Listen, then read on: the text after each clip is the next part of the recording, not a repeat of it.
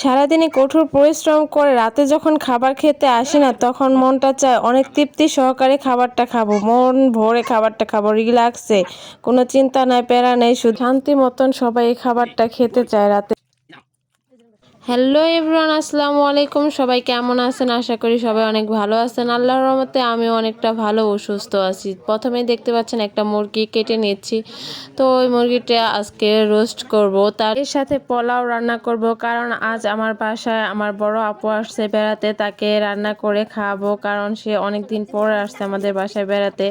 তো যাই হোক, আমি মুরগিটাকে ভালো করে মিক্স করে মাখিয়ে নিয়ে এখন চলে এসেছি চুলা। পর আমি চুলার উপরে কড়াইটা বসিয়ে দিয়ে কিছুটা তেল দিয়ে দিয়েছি এই রোস্টগুলো। এখন আমি এটার ভিতরে ভেজে নিব। যাই হোক, অল্প একটু তেলে এটা ভাজা ভাজা হয়ে গেলে আমি এখানে কিছুটা পানি অ্যাড করব। যাই হোক, আমি একটু পানি দিয়ে দিচ্ছি। ওখানে এটা এভাবে রাখবো। আমি অন্যদিকে পোলার চালটা ধুয়ে নিব। এখানে আমি 1 কেজি পোলার চাল নিছি, কারণ আমাদের ফ্যামিলির সবাই খাবে। যাই হোক, এখন আমি চালটা ভালো করে ধুয়ে এটাকে জড়িয়ে নিব, যাতে এটা ঝরঝরে হয়। পোলার চালগুলো এখন আমার ধোয়া শেষ হয়ে গেছে। অন্যদিকে আমি তরকারিটা যে বসায় রাখছিলাম, এই তো এটা প্রায় ঝোলটা টেনে এসেছে, আর একটু রান্না করলে হয়ে যাবে। এইদিকে আমি অন্য চুলায় কড়াইটা বসিয়ে দিয়েছি পোলা রান্না করার জন্য। যাই হোক, আমি এখন এখানে পেঁয়াজ কুচি, রসুন, তারপরে তেজপাতা, খাল গোটা সব দিয়ে একটু নাড়াচাড়া দিয়ে এগুলো ভাজা ভাজা হয়ে গেলে এখানে আমি চালটা দিয়ে দিব। যাই হোক, এটা ভাজা ভাজা হয়ে গেছে। এখন আমি চালটা সব দিয়ে দিছি, দিয়ে একটু নাড়াচাড়া দিয়ে যাতে নিচে না লেগে যায়।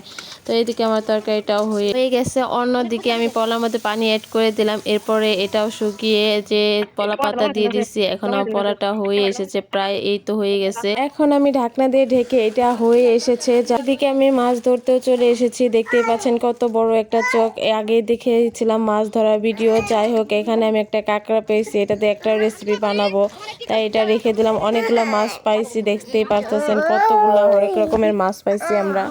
এখন আমি এই কাঁকড়াগুলো ভালো করে কেটে ধুয়ে নিব।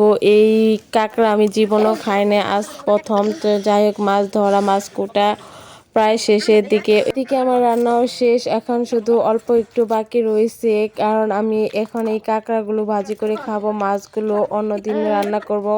কারণ আজ অনেক কিছু রান্না করে ফেলছি, আর সময় নেই হাতে। এদিকে আপুও চলে যাবে তাদের বাসায়।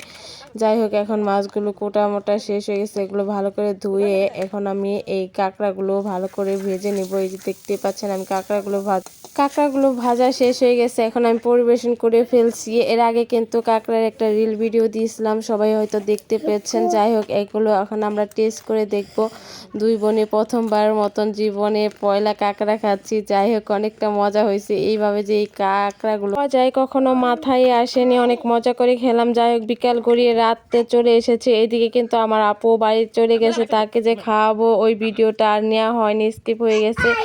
এখন আমি খেতে বসলাম, কারণ সকালবেলা অনেক পরিশ্রম করে দুই বোনে রান্না করছি। কেমন হয়েছে এটা টেস্ট করা লাগবে না? তো আমি কিন্তু এখন টেস্ট করতেছি। অনেক মজা হয়েছে, কারণ রাতে একটু রিল্যাক্স পাইছি, এখন একটু শান্তি ভরে পেটটা ভরে খাবো। অনেক মজা হয়েছে। এদিকে কিন্তু আমি সেমাইও রান্না করছিলাম, ওইটাও খাওয়া হয়নি, তাই এটা এখন টেস্ট করে দেখলাম কেমন হয়েছে। এটাও কিন্তু অনেক মজা ও টেস্টি হয়েছে।